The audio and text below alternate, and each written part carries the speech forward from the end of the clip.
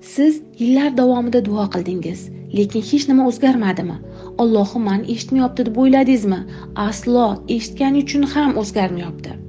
Bugun siz duo qilishda yo'l qo'ygan xatoyingizni, orzularingizni yo'lni qanaqa qilib yopib qo'yganingizni tushunib olasiz.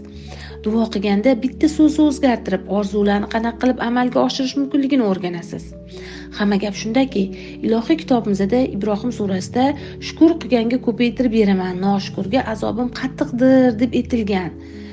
Bu bizaga qanday holatda duo qilishimiz kerak ekanligi haqida aytilmoqda. Siz Allohim menga ber deb aytganingizda, menda yo'q, men juda ham nochorman degan hissiyot chiqarasiz. Alloh bizni so'zlarimiz bilan emas, bizning hissiyotlarimiz bilan muloqotga kirishadi. Siz duoda so'raganingizni emas, so'ramaganingizni olasiz. Chunki siz nochorlik hissiyoti bilan so'rayapsiz deb. Sizning hissiyotlaringiz Alloh bilan muloqot tilingiz-ku. Nochorlik hissiyoti bilan nimani so'rasangiz, aksini olasiz. Masalan, qarzimdan qutqar, chunki men qarzdorman. Borgan sari qarzga kiritadi. Kasalligimga davo ber, chunki men kasalman. Endi tuzalishingiz qiyin bo'ladi.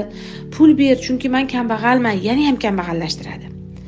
So'raganingizni emas, holatingizni kengaytirib yuboradi.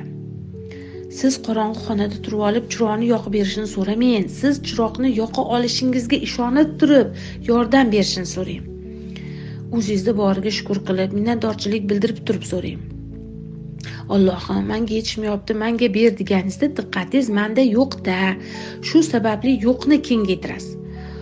Allohim, menga berganlaringga shukr qilaman, minnatdorman.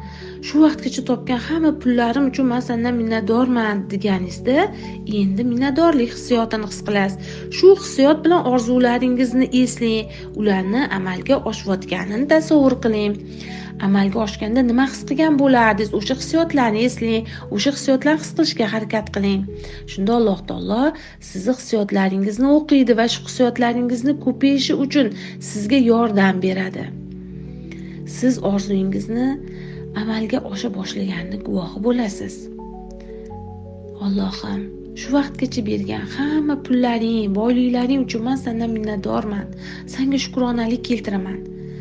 Shu holatda eslab ularni ichingizdan shukronalikni his qiling. Allohim, menga moliyaviy erkinlikka chiqib olishim uchun kerakli bo'ladigan pullarni halol yo'llar bilan hayotimga kirib kelishiga imkon bergan. Men sendan yana ham minnatdorman.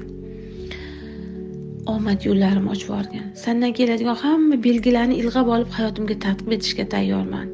Allohim, men sendan minnatdorman. Alhamdulillah, shukronalik keltiraman deb duo qiling.